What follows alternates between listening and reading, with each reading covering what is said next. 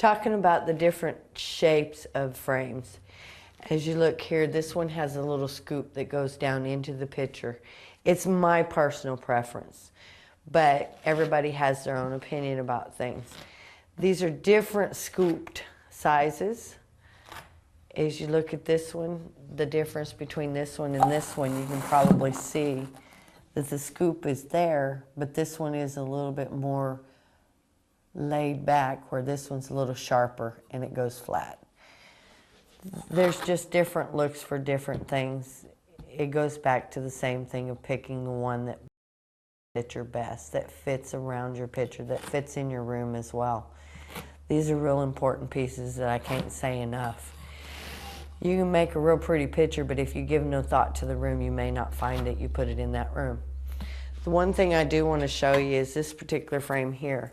It's a really cool frame. It's a little bit of everything that we've talked about. It's a scoop frame. It scoops in, it scoops out. It's a faux frame. It can be uptight. It can be down to earth. It can be in any room just about, barring that you put it with the right art. Say, for instance, a Renoir would be a really pretty piece in this.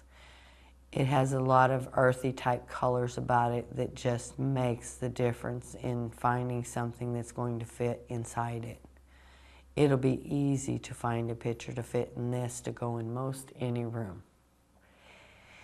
As you put this down on your art, your eye's going to go down into the art and cause you to see the picture itself. As I put that picture in there, you got to see the horses. The golds help bring it out. But mostly, as I hold it like this and you look down at it, you're going to see your eye go down into this picture real nice. And that's where you want the focal to be. This frame is real pretty, but it's not the reason you're buying the frame. You're buying the frame to accent the picture, to make the picture pop.